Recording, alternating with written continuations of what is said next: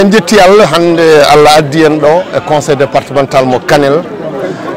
nde wonno ko hande oɗo ñalawma ñande 4 septembre woni élection ko wiyete au conseil des collectivités territoriales. Oɗo élection noon ko élection baɗɗo fayida nde wonno ko élection biyeteɗo indirect woni ko gonɗo conseiller tan wawi wodde conseil départemental walla conseil commune. Alhamdulillah noon yimɓe men ɓe gummima ɓokilague ɓe gummima e danema ɓe gummima e jeeri e ferlo conseil ɗi fof gari e keewal aɓena goota guila subaka ha joni e kadi eɗen ɗamini taadi ko enen tan goodi ɗo goɗɗo ala ɗo liste o ko goto eɗen gowno gañade hande kadi ɓurata labtude ko wiide noon so Allah jaaɓi ɗo e département de Kanel min kawri senne tous les conseillers min kaldi min pawoyiri minen foof noon gonɗo hen ministre gonɗo hen DG gonɗo hen conseiller gonɗo hen député minen foof min goni neɗɗo goto e conseil ji amen min kaldi min kawri min mbaɗi haɓɓere min mbi hande min garat ɗo minen foof min gotana le président Abdoulaye Anne min gotana Yumma Ba e ɗum ɗon kamɓe fof kala to ɗo wawno ummade hande enen siiri min ɗo résultat o ma yaltu so ɓooyi yaltat tan keɗen keeɓi 100%.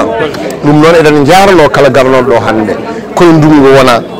ene heewi tooɓo ene heewi ndiyam kono ɓe mbawi woppude haajuji mabɓe gaari saabu Macky Sall ɓe mbawi woppude haajuji mabɓe saabu département de Kanel mbawi woppude haajuji mabɓe pour ɓeɗo mbawa lomtade ɓe toon mbawa haalandeɓe toon e inde mabɓe ɗum noon eɗen mbawi wiide tan alhamdulillahi rabbil alamin no jiiɗi ɗum ɗen ni ko noon wayi taw eɗen ñaagui Allah yo gasru noon hande 18 heures keɓe résultat men allahumma salli ala seydina Mouhamadou ɗum noon ko adi fof mbeɗa salmina yimɓe tawmiɗoɓe mbeɗa weltanoɓe mbeɗa jarnoɓe impression am hande e journée hande o journée élection HCCT ko impression moƴƴo dañmi hen par ce que candidat ji ɗi déplacement en masse hawma astafirullah les conseillers déplacement en masse gari vodde pour accomplir des devoirs mabɓe de ɗum ɗo mais vraiment ko weltare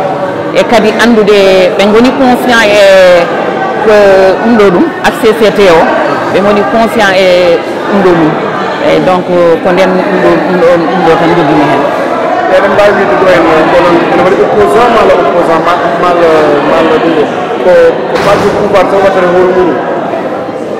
eyyi bon opposition o wi kañum yahani hikka e élection HCCT o joni ko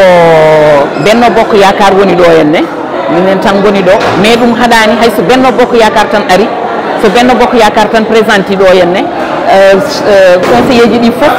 paami enjeu o gari déplacement en masse pour au moins département de Kanel no wowno hokkirde président majorité ɗum ɗo ni e élection renouveler encore hollira kadi nous sommes toujours derrière le président de la République son excellence monsieur Macky Sall eyyi so Allah jaaɓi jomam so Allah yettini foof timmini so Allah jaaɓi kala ko ɗum namdi amin jiiɗi mbeɗa yiiɗi wonde ɗum ɗo mum mbeɗa yiiɗi wonde ɗum ɗo conseiller ji ɗi mi liggonoɓe comme d'habitude no gonirnomi guila adan caggal président ni depuis 2012 ha hande min e président gondi e leader du département de Kanel derrière monsieur Daouda Dial le premier questeur à l'Assemblée nationale guila nden ha hande ɗum noon so HCCT o ari mi ɓeydoto dañde pellital e ɗum ɗo no mbawmi wallirde département o no mbawmi wallirde commune aji ɗi et no mbawmi wallirde aussi les conseillers conseil départemental pas mal de conseillers ko waɗi sababu eyi waɗɗum ko sababu koye élection pour conseiller de collectivité territoriale gonɗen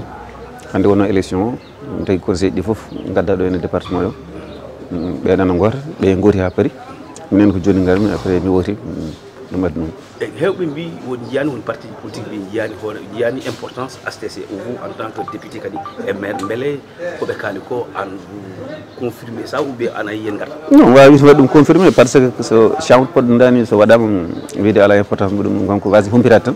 par ce que kamɓe ƴeewi andude d' abord nden sa yimɓe gonɗa tan mbaɗa critiqué mais ƴewani andude sinno ɓe jeehi jaraniɓe wittude maɓe ganduɗa HCC ganduɗa hoore ma ligguey muɗum par rapport à l'équité territoriale kalteɗo o hande en jii nokkuji kewɗi e département hono commune d' arrondissement Dande Maayo nan haala to commune to ferme kamɓe namma commune beele hono HCC ne duusa les communes par rapport à ce que on appelle ko wiyete universalisation des communes ha wawete ɗon eyyi ɗum noon arandi ɗum noon ko concept rek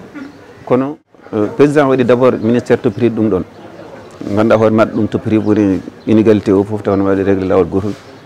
hay so neɗɗo ala taw ne jogui darniɗo ɗum mo wawa darande hoore mum taw laamu no wawi darnade ɗum tan woni kala ko wawi waɗede hen tan gumbel yimɓe ne keeɓa hujjaji muɗumen surtout que ce soit au niveau du gouvernement walla HCCT walla goɗɗum ɗum fof ko anje tan ɓeɗo keeɓa heewa ɓeɗo donka heɓde haydara ɗum waɗa ɗum rectifié noon waɗa ɗum corrigé ko ɗum ɗo hen jeeya HCCT ko hen jeeya oɗo élection yayi de contestation les jeunes réclament leur part ko wiyete une alternance génération et politique Kanel yonti monsieur l'honorable député est-ce que cela est il est l'heure ou temps que les jeunes gonte dans l'arène politique lomto mbi so dole donki yo dole keɓa eyi mbiɗon ko so dole donki mais dole donkani taw ode mawɓe ne wawi to ganduɗa gonɗo ɗacce mawɓe duusa ha ɓooya soɓe donki tan après sukaɓe gaara mbaɗa remplacé sukaɓe keñi tan ha ɓurti kono aɓe jogui place mabɓe cumul de fonction kalteɗo o e cumul de fonction ene woodi hen cumul mo ganduɗa hoore maɗa ko waɗa organisé jusqu'à 2 ene wawi plus de 2 a wawa min hannde en tant que député et maire mi wawa wonde goɗɗum wawa hebde poste électif goɗɗo ko waɗa organisé donc yimɓe kala tan kono cumul jusqu'à 2 mandats c'est possible min jii c'est possible et ça qu'on est en train de faire jusque là. Monsieur le questeur, vous êtes prêt à briguer au 3e mandat, au 4e du moins? 4e mandat, on n'est pas à la commune par rapport aux collectivités. Non, au niveau de la commune, je suis à mon 2e mandat. Mais par rapport à la législation, au niveau de l'Assemblée nationale, c'est à mon 3e mandat. Bon, comme vient de démarrer le 3e mandat, on ne peut pas parler du 4e. Merci beaucoup. C'est moi qui vous remercie. Ablayan, président du conseil départemental de Kanel. Min woni candidat HCCT département de Kanel. On a CCC Mokata, Herbe Mbi, Nanda Nafore, surtout en Gastina, mais on a fait le département, HTT et communauté. Donc, on a HCCT Nafore Mouloum, qu'on a fait le fait. On a un journaliste Begam, les assises, étant Mohamed Mokhtar Bawon, on a une idée via collectivité territoriale. Ala mon wala ɗumen représenté mon joɗono ɗumen pour miijinade ɗumen holno collectivité ji local ɗi holno mbaɗirte développé koye ɗum yaltuno nder on saha guila nden noon ko Macky Sall waɗi ɗum hol suɓetede hol gonowo candidat e hol gotowo HCCT waɗi ko 150 membres les 80 ɓen gorante dans les départements les 80 les 70, donc choix président. 70 dit non, il y a la société civile, il y a des syndicats, il y a des hommes politiques. Nous, so tawi warama ha gasi les 80 là, hande so warama so gasi. Don Macky Sall jango wala bawo jango wadara décret mako. So wadi décret mako haw gayni ndeno wadara choix pour désigner les 70 candidats di wadara choisir. Alors, l'universalité des communes, ça a eu intercommunalité, communalité, indique que on a notre ça a eu to banque d'Anamayo, il y a une commune d'arrondissement d'Anamayo, ça a eu to banque ferme, mais les HTC qui dit, les gens ont pour tous ces personnes, parce qu'il y a une équité territoriale. HCCT, quand la mijo de Jaltu de Kofare, la communauté a mijo, mais ce n'est pas forcément ne devient minde. Wuram ne foti joga en forwonde commune ACC ya reedo mboɗo heewi wiide wuro fof wona commune ɗum gurdam wawata wonde ɗon ɗin commune aji mbawa wadde développé min personnellement ɗum ko avis am personnel min ɓurinimi ko commune aji kewɗi a haali joni haala l' intercommunalité ko firti ko commune aji kewɗi ndenda gona neɗɗo goto mbawa firtude hunde so goto fof heddima e nokku muɗum asine ne wawi liggade ko probléme aji mbaɗen le problème ɗo Kanel andi Kanel ne faaɗa Kanel ne ɓitta Kanel ala fof ko wawi fewnude so tawi l' intercommunalité joni waɗama kala projet garɗo ene wawi yaade l' intercommunalité surtout ñalawma hanki o ñalda hanki koye laaɓal ñalda hanki koye lorgo leɗɗe anani joni noon nde min gayni lorde leɗɗe nde Kanel ene ñaguino site goto pour dépôt d' ordure wiyawi min jamin mbaɗa visité Sido holɓe rokkuɓe Sido rokkuɓe Sido ko wuuri Sidi la mairie de Kanel koye jimadi wuuri Sidi Dia minen ɗo min mbaɗi construire conseil départemental koye jimadi ɗumnajum Dia so woni l' intercommunalité joni ay caɗele goto mbatta anani kala projet ji garɗi yaha tan koye l' intercommunalité ɗum waɗi min pour am personnellement mi yaadani e wiyoɓe dane ma heɓe commune cempen goto ma heɓe commune goto fof ma heɓe commune c'est pas viable ay Europe ko noon wano adan ɗo garɗa fof ko commune hasino ko village de 2 personnes ko 2 communes joni région ngaji gonnoɗi ɗon mawɗi min ko Normandie économie en France il y avait 2 régions joni région ngaji ɗiɗɗi ɓe paami gorme fof so heewi banggue mum wawa ɓurde par rapport e région ngaji mawɗi ko nande Barcelone joni ɓe neddi ɓe gonti région goto pari nden ene wanno ɗumnaji mum ne wayi leydi kono joni wonti gotum non partout ko noon joni so tawi eddi enen haɗen commission en jii ɓe koɓe gonno e dow mum ko haɓe gummo e hen enen mbiya haɗen garta e ɗum bon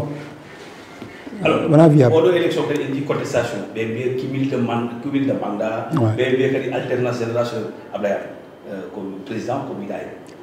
min alternation générationnelle firti quoi so dowle donki e dowle keɓ ha aro dowlen donkide aduna woni hen ko mawɓe e sukaɓe rewɓe e worɓe ɗum woni aduna développement wawa yaade taw ɓen fof godani alternance génération kay ɓurata sukaɓe hande jangguɓe ɓe ala mabɓe fof ma ala poste uji ko hen kenni min là où je suis à Dakar avec ministre Mamatala an hokkimi chance ko gondumi koye ministre Mamatala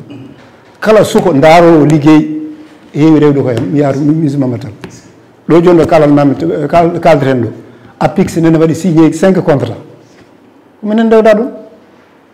hokka ko des jeunes hunde fof ene jogui wande kamɓe ɓe koɓe jangguɓe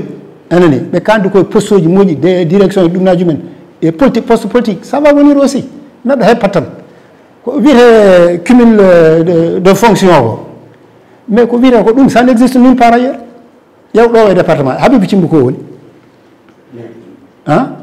holko jogui goɗɗum holko jogui goɗɗum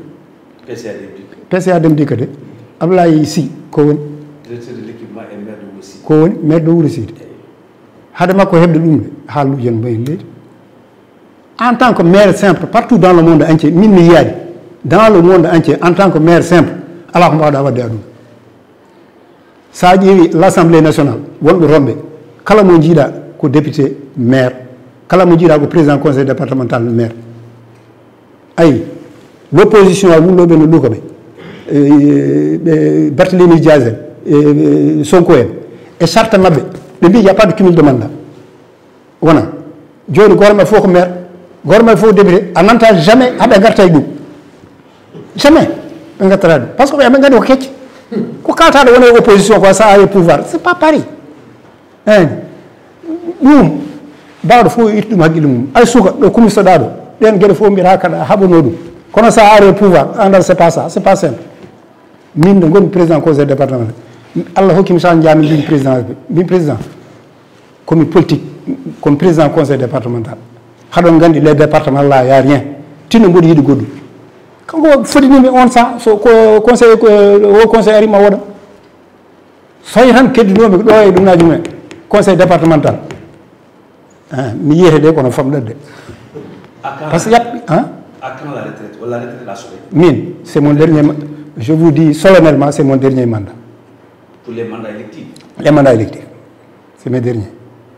comme monsieur le département quoi comme monsieur le département monsieur Wassou le conseil que vous donnez le conseil Wassou on a conseil d'accord ko mbiyatmi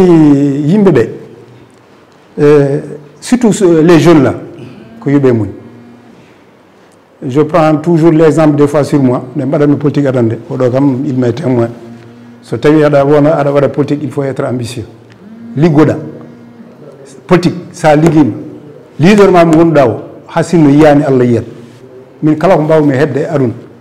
ko tamperam e warñanam Abdourahim Abdourahim ala fof komi waɗananimo politique yimɓeɓe komi ɓoccon ɗumnaji mum ko wona Abdourahim liggontunomi ko hoto anani par ce que holko mbatta ma adane andede ma adane andude yimɓe ma adane hokke expérience c'est ça qui me suit jusqu'à présent neɗɗo mijotono min meeɗani miijaɗa ɗum mboɗo jogori wadde politique meeɗani dans les années 79 80 on sa saabi kam ko woni comité mi anda liggey kalis tan jinmi kalis tan eyyi kono sa naate politique ko virus ɗum noon neɗɗo ka suka aɗa waɗa politique liggora mbiyan mbasoroɓe sukaɓe d'abord ko jangge jannguɗo bonata jamais so yiɗi wona ɓurano walla france wol gandal ngal keɓata a bonata te tôt ou tard dañal liggey ɗiɗo duuɓi mi haali ɗo joni sukaɓe ɓe gonnoɓe fof kamɓe fof ala mabɓe mo dañal liggey kamɓe tout ɓe potino alsan awri woni ɓe gandi kamɓe tout ɓe gonnoɓe fof dañi liggey an kam hoko to gonɗa ɗo ko nanɗa hen mi haali joni exemple apix wona ɗon tan ɗum noon jannguɗo woto heppu tôt ou tard gueɗal ma yontotta so tawi aɗa waɗa politique ni so tawi a waɗani politique ka jannguɗo so gueɗe ɗe jonti mbaɗo so yonti jeccuɗa tan ko mo gonduɗa o tout à fait normal ɗum mbiyatmi sukaɓe tout le temps mbaɗe politique kono jagguɓe mbaɗe politique so gueɗe ne pecce jomum siko kono a watta politique wawi hedde gueɗe peeje en jonta tan mbiya minima heɓe gueɗe lan holno wonirta wonta par ce que des fois mbiya ko minen janggi kono ko ɓe keɓata place uji e way par ce que on waɗata politique ɗum noon eyyi wona toon tan même ayi ko fate batte ɗo mi wi der tan kono surtout l'emploi des jeunes andi ko ɓenni ɗo henno ko Mamadou Talla avait 5000 emplois enseignants au niveau du département de Kanel. On a mis au moins 300 wala 400 employés environnement Abdoul Karim Sall mboɗo wawi wiide woni hakke 600 ɗum fof c'est dans le département de Kanel tawi jiiɗa ministère des sports ministre no wino kadi de la culture sukaɓe men naggaɓe hen no wayni leydi no wayni leydi yonata wona kono holko waɗa no wayni leydi la DER c'est pour les jeunes et les femmes ko ɗo woni conseil départemental c'est mon employé qui travaille dedans ani ko ɓe mbaɗata financé des femmes ay goto andano fof wona haɗen jettiri hen Allah surtout liggueyaji sukaɓe ɗi kalmi tan ko ɗo de mais min personnellement ko gonmi Dakar ko mi meeɗani joɗade une semaine tomi waɗani accompagner des jeunes pour aller chercher du boulot un peu partout min dañi chance ɗiɗo duuɓi komin mbaɗi enrôlé vraiment jeunes uji jangguɗi guila e licence ha bac plus 4 bac plus 5 ene wayni leydi ene wayi te on continue ɗum noon vraiment ko yettere Allah tan ministre Mamadou Talla kay guila min gandodiri e makko vraiment on a eu beaucoup d'emploi ONFP ko neɗɗo sukaɓe meɗen goni toon 3 FPT ko le jeune Sidiki Daf waɗa toon Abdourabi fof koye emploi ji ɗumnaji mum he jiiya sa yima tan sukaɓe men liggotoɓe toon tan nden mbayni leddi wona ɗo kadi c'est pareil yesso tan fayi so Allah jaaɓi oɗo mandat haadama ko gasde sukaɓe meɗen ma liggo ha mbayni leydi inchallah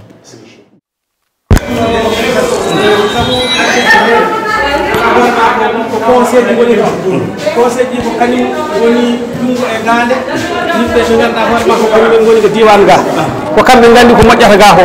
ko kamɓe kalata ɓe ndendina miijoji mabɓe e sohlaji mabɓe noɓe jiiɗiri fewre ni ɓe kala ɗum président Macky Sall daro hen ko ɗum woni ganduɗa hoore ma affaire fou to no jiiruɗon ni sa yi lawol dande ma ngol hande darima yimɓe ne mbiya kalis Kanel fewde Dembankani timmi ko saabu président Macky Sall ene jaggi hen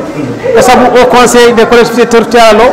waɗi kayitaji mum waɗi document ji mum waɗi déposé to makko eɓe gaddanamo miijoji mabɓe miijoji ɗi kadi oɗo ko enen woni ga base ga sen kalni ɗum président alay saago jaggat hen ko ɗum woni nafoore muɗum oɗon kala intercommunalité certaines demandent qu'il soit des communes ou communes d'arrondissement l'exemple de Dandemayo qui veut une commune d'arrondissement de Dandemayo l'exemple de Ferlo quand une commune de Ferlo alors on parle de l'intercommunalité est-ce que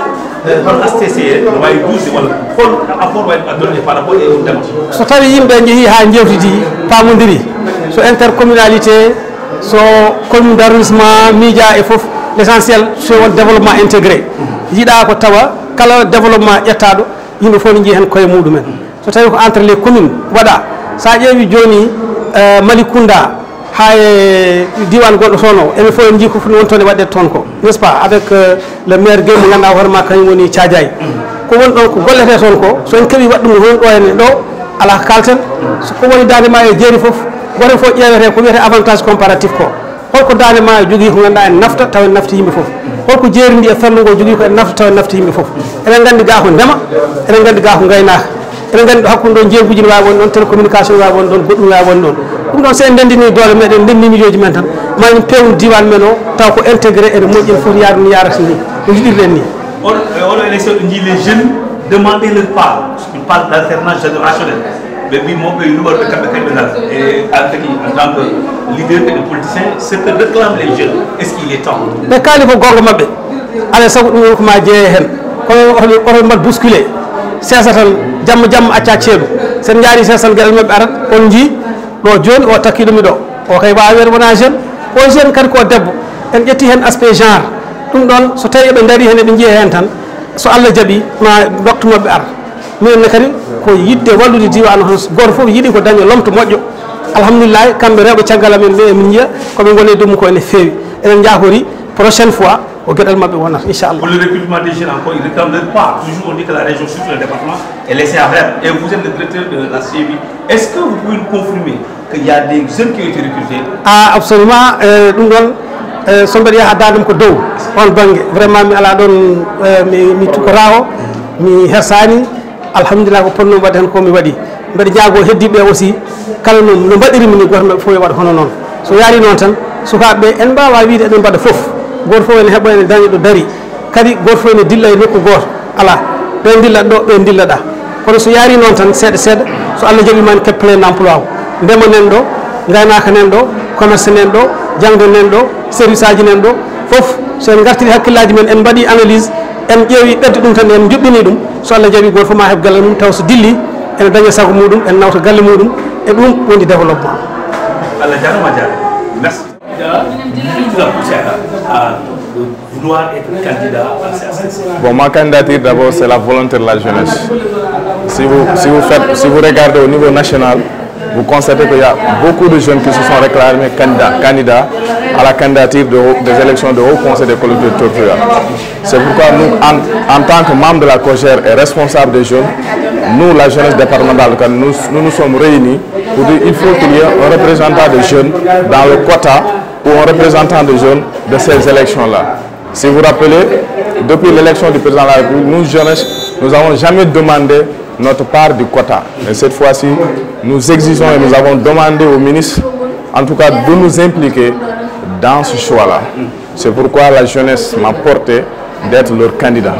Vous, votre candidat, c'est par rapport à cette élection au choix du président? Au choix du président. Que vous soyez choisi. Oui. Alors, il y a des jeunes dans certains partis qui disent qu'ils ne voient pas l'importance de la STC. Alors, vous, en tant que jeune, qu'est-ce que vous en dites? Écoutez, une institution ne peut pas ne pas avoir d'importance. Vous avez, avec la politique de la décentralisation, c'est l'occasion pour l'ACC de répondre à l'ensemble des attentes des populations. Tout de suite, vous parlez d'intercommunalité, d'autres parlent d'implication de tout. Je pense que c'est le moment que le Haut Conseil des collectivités territoriales réponde à l'ensemble de ces questions-là. Alors, jeunes politiciens dans le département, certains jeunes qui ne font pas de la politique se disent laissés en rade par les politiciens parce qu'ils ne sont pas recrutés. Seuls ceux qui sont dans la mouvance sont occupés. Alors, moi je ne suis pas d'accord. Si vous voyez dans le recrutement, aujourd'hui, quand on parle de recrutement des enseignants, tous les enseignants qui ont bénéficié, l'ensemble des jeunes qui ont bénéficié, la plupart ne sont pas des enseignants. Dans notre département, nous avons eu la chance de bénéficier de plus de 100 emplois au niveau de l'enseignement. Si vous venez à la couverture maladie universelle, beaucoup de jeunes, plus de 100 emplois. Plus de 100 emplois. Et ces jeunes-là ne sont pas seulement des jeunes politiques. Si vous, avec aussi le Khay Ndaoui, avec le ministre de l'Environnement, Abdou Karim Sall, il a recruté pas mal de gens. Aujourd'hui, le département de Kanel a bénéficié en fonction du nombre d'emplois, ce que d'autres régions ou d'autres départements n'ont pas bénéficié. Il faut être reconnaissant envers ce ministre-là, envers ces directeurs généraux-là. Si vous allez aussi à la LONASE, Amadou Sambakan a fait des efforts. Ces directeurs ont fait des efforts. Mais toutefois aussi, nous les appelons de redoubler d'efforts, d'impliquer l'ensemble des jeunes, d'impliquer l'ensemble des couches. Mais toutefois, nous reconnaissons quand même, ils ont fait des efforts et il y a des emplois qui ont été faits. Il y a les jeunes qui réclament la retraite politique de ces troisième âge, ou bien ce sont nos leaders qui sont là. Est-ce que vous, selon vous, leur assolez? Alors, moi, ce que je dis, ça veut dire que chaque chose a son temps. Ils sont en train de nous accompagner, de nous guider. Mais toutefois aussi, je leur dis quand même, mais toutefois d'impliquer les jeunes. Moi, je ne les pousse pas à la retraite, mais je les pousse seulement à toujours accompagner les jeunes. accompagner les jeunes à avoir des financements, accompagner les jeunes à avoir d'emploi, accompagner les jeunes aussi à faire leur mission en tant que jeunes. Alors, ça fait le plat. Bon, admin ko bangue wornde min garde commune amen min garde maire amen les 3 maires Bachir Dorli docteur Bokar Mamadou Daf et Mamoudou Ifrania nos responsables ardu l'ensemble des conseillers pour min bada wadde accomplir notre devoir citoyen comme candidat jeune et candidat jeunesse. Candidatement, pour doléance jeunesse ou bien pour doléance non, c'est la doléance jeunesse parce que souvent be kaldi nanodiri mbi kambe ngollo habe jidi hebde guedal mabbe habe jidi kalko feccere be boyi oppide mawbe mais ngollo mbi habe yittinde hen koye mabbe be mbadi porter ma candidature pour mi wonanabe le représentant won zone kadi nene département be bi ko banque qui marché ko ça na hade rangel non dum non so be mbi non bon waɗan refuter leur koɓe kaali o par ce que sa daari banggue emploi en jii recrutement enseignant jo en jii banggue chimie ko docteur Bokar Mamadou Dafay en jii lonage ko Amadou Samba Kar waɗi en jii heewi ndaw wi ko Abdou Karim waɗi e ko ɓuuri hewden ko jeune uji ɓe gona politique ɓe keeɓi minen jeune waɗi politique ɓe ko minen ko ɗum woni probléme an ɗum mbiyata c'est pourquoi même on est dit qu'on est candidat mais koɓe keɓato minen min keɓata ɗum recrutement o hande ko Mamadou Talla waɗi dans le département plus de temedere neɗɗo taw ko suufu ɓe ganduɗa ni ɓe mbatta politique soɓe jii policier mi mbiyata ko kecce jahat kono kamɓe keeɓi sa yeehi kadi banggue semi ko ɗum ɗon woni noon plus de 100 emplois docteur waɗi ɗum dans le département Abdou Karim Sall walli en kadi plus de 200 emplois dans le département te ɗum ɗon fof wona jeune politique ɗi keeɓi ɗum basir mabɓe ko yooɓe en tinno nangudiren mbaɗen accompagner le président ha wawa walluden e ganden que le président ko sens men ko sens Fouta ko sens Dalema ko sens département de Kanel ko enen jeeyi hay goto en ndendani ndenden mbaɗemo accompagner ho wawa walluden konkon ko yiiɗi wadde diwan men saabi ɗumen ko vote au conseil des collectivités territoriales ɗo ko galle mum par ce que conseil territorial woni yummum ko département on jiiɗo en collectivité ɗi fof en gari kala commune ɗo wonno ari en kañum conseiller ji mumen wadde souhait amen noon hannde ko wadde mobilisation en teskitiniɗo baɗɗo fayida président de la république daña ɗo en aussi 100% honno min gowno waɗirde ɗumen ni rewɓe fof noon kala debbo conseiller gonɗo ɗo e diwan he ari tawtarama ina anni wadde hen junngo mum ɓe gooti ɓe gasni eɗen duwono tan candidat ji meɗen hono président du département Ablaye Anne e hono sœur meɗen Yumma Ba yoɓe jogoro jaam kono ɗum ɗo kam minen kam min gasni min tanni gasi. Donc assalamu aleykum bandiraɓe Welma TV on calminama e ayawa moon bandiraɓe Kanel e yeɓoɓe ayawa moon fof calminorama ko Hasmiou Bassoum jeeyami ko Kanel mboɗo dilla e banggue dawrugol ko wiyete politique e landa président de la république APR e diɗɗal biyetegal coalition Benno Bokk Yakar. hande ñalawma hande o ko ñalawma koɓe mbiyata ko e tubankore rendez-vous républicain donc ko goto e institution ngaji jagorɗe leydi ndi en hesɗitine hono ko wiyete au conseil des collectivités territoriales donc ɗum ɓen kestitinte hande banggue département comme députation kañumni ko vote par collectivité départementale. Donc département Kanel ne jogui candidat ji ɗiɗi debbo e gorko ɗum woni komin dawri hande vodde oɗon ɗiɗon wotade ɗiɗon candidat ji. Alors oɗo élection mo goɗɗon hande o hol wotoɓe beele ko kañum oɗo ko suffrage universel indirect wiyete wotata ko wotannoɓe ɗum waɗi guilay adana saɗa wotanno neɗɗo conseillé aɗa foti andu ko gotontawa ko woni par ce que sa worinimo a hokkimo konngol ma an ko hokkanoɓe konngol yimɓeɓe gotanta yimɓe woɗɓe hannde donc ko conseiller ji gotata ko suffrage universel indirect wotannoɓe woni conseiller ji ha gasni woni conseil départemental mum walla conseil municipal mum ko ɓen hannde gotata ko ɓen tan gotata département o fof rendi so rendi maɓe gona hedde temedde jeegom e capanɗe nayyi e jeeɗiɗi 647 somi juumani conseiller candidat ji ko ɗiɗi debbo e gorko e suppléant ji mumen voilà. Non, nous devons, mais hay goto waɗani présenté, opposition waɗani présenté liste, donc il n'y a que deux listes, liste coalition Benno Bokk Yakaar, 2 bulletins autant pour moi et bulletin blanc. c'est-à-dire wode gorna coalition ben bokeka sa yida à la choix ngota bulletin blanc. Mais au do élection yimbe hebe mbi ko ala na fota won wadde dum boycott adi yandema ko na fota do ACCC. Donc il faut que parma d'abord ko addi ACCC et holko woni ACCC pour ganda hal na for modum. ACCC d'abord ko adi faut ko recommandation pays ji gonbe et CEDEAO pour loftude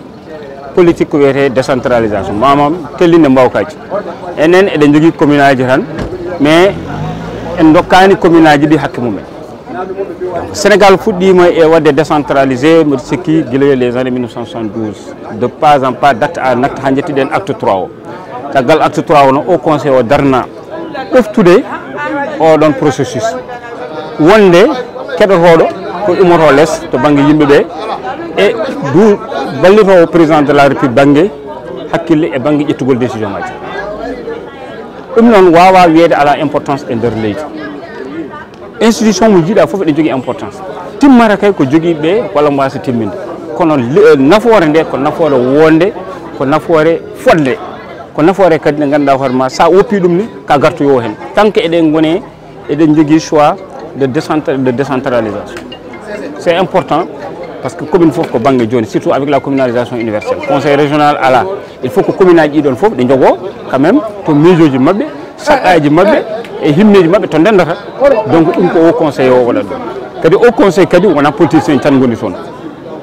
waɗi les organisations de la société civile waɗi les organisations féminines waɗi des ONG le président peut même se permettre ƴettude un syndicaliste nan ɗum hen parce qu'il y a des syndicalistes. Donc en gros, il étudie en charge tout ce qui est problématique au niveau des collectivités territoriales. Mais il y a quelque chose dans le département de c'est grâce à ACC parce que j'ai vu l'Assemblée a dit mais est-ce que ACC on a dit représentant du peuple ou des conseils au sein de cette entité? C'est difficile à déterminer. Quand on a un apport immatériel, addude wona arde tan ma école wala ma dispensaire mais il y a la production intellectuelle donc c'est un apport immatériel peut-être même quand on va contribuer et ko heewi mais c'est difficile à déterminer pour le citoyen ɓuuri famnade tan ko wawi addede foof ko banggue miijoji banggue ngabbinde miijoji e tellinde miijoji mais ACC wona rôle mum pour arde ene daro e jeere Kanel ene waɗa ɗon hunde walla dispensaire Kanel walla école semme ala kañum wallata ko walloɓe ɓe aɗa andi goytali en mbawi immade e jeere Kanel ni rewayi conseiller goto ngabbino ɗum conseil municipal oɗon so tawi ƴetti question so tawi elle est pertinente ça peut même faire l'objet d'une note adressée au conseiller qui le porte au niveau du conseil municipal. Je donne entre autres min somo woni hande un conseiller min hande somo wonno au conseil mi wiyanno mi waɗanno une proposition de loi de revoir un peu la communalisation universelle ndar Kanel no waɗe Wuro Sidi on a fait une communalisation universelle sans tenir compte des dimensions géographiques et territoriales. Mais vu le contexte, ça c'est des choses qu'il faut régulariser. Par exemple, c'est des hauts conseils qui faut porter ces genres de réflexion au niveau du chef de l'État. Universaliser des communes, est-ce que au moment où dans les commune d'arrondissement de commune de Ferlo, comme nous disons, mais les dons avec l'équité territoriale, est-ce qu'on a à la enjeu, très certainement. Une question, c'est des questions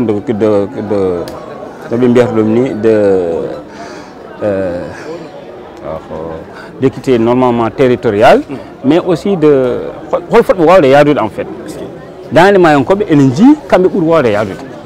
par exemple, à l'époque, on a divisé les communes, commune de Rodebere, commune de Wurusidi, qui a une partie dans les Mayo, commune de Ndendori, qui a une partie dans les Danemark. Mais il n'est pas plus pertinent. Quand on est dans les Mayo, on dorsal, préoccupations tous les jours, le mode de vie, est-ce que ce n'est pas plus pertinent d'en faire une? C'est des genres de réflexions comme ça qui sont utiles et qui ne sont jamais rejetés. Parce que vous voyez, dans 5 ans, dans 10 ans, on est présent pour venir faire ça. De toute façon, Kambé, leurs propositions, leurs réflexions sont faites sous forme de rapports qui sont envoyés au président de la République. C'est des documents qui sont là. Le président c'est pertinent, alors on va actualiser. mais Nero question gormo jeunesse appel à la rage lui de wonde cumul de poste min di hande comme Ablayan ko conseil départemental encore en même temps candidat pourquoi jeunesse au pas en rade en fait jeunesse au pas en rade mais ça mais je ne saurais le dire mais wiata non min wona biyobe non mi jab mais que le fait que président Ablayan déjà en tant que président au conseil départemental pour au conseil pour nous il y a rien de plus pertinent que ça poste dit on a des postes de récompense wala pour dañu hunde ko poste pour doftude non ko watte ho kanko en tant que président du conseil départemental so woni au conseil c'est très logique pour moi je trouve que c'est très pertinent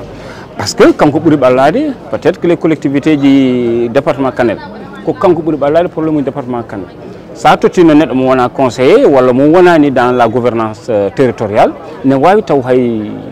hunde wawa andani dum parce que il ne porte pas de problème kanko au moins il a l'avantage de porter des problèmes, de recevoir des problèmes et de pouvoir les porter au niveau du Haut Conseil.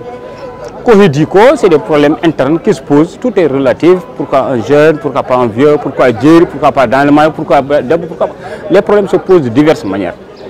Donc, Johnny Kambe, par exemple, dans le maillot, non, dans le maillot, voilà, servir, dans le maillot, voilà, servir. Après, il y a un champion dans le maillot, Yumoba, dans le maillot, parce que c'est gagné. Hande Djeri wiye hande Djeri da ñandene raki bille jaako Djeri dawde jaako donc idon wawa mankude e contingent politique mais yow yimbe be pam rek ko woni gongo ko sa woni landa a woni dental su consensus dañam su hunde tajama mbada tan ko yadude c'est normal non al wayi wadde revendiquer al wayi halde der réunion al wayi halde dans d'autres réunions mais su hunde tajama en tant que militant discipliné podɗa ko yadude ɗoftal so salateɗo so yonti ɗum noon ko gila anon mbiya minen min ngala hen koye ɗum ɗo min woni mais tawde waɗama hankkadi kadi parti o gonɗa sohla ko parti o deeƴa sohla ko président daña majorité ji foof président waɗi note circulaire neldi ɗum kala militant ji mum e sympathisant ji mum ne wi ne yiiɗi yimɓe foof nanga e élection o nanga hen poti nanguirde par ce que kanko omo hokki fayida au conseil woto yimɓeɓe belsinɗo ɗum c'est une note circulaire kala militant sympathisant normalement a heeɓi ɗum tawde aɗa yana on président taw a suɓimomo ñandene tan pour un deuxième mandat mo gasani taw so ƴetti décision e vraiment poɗɗa tan ko wawde yadude hen e ɗoftude ɗum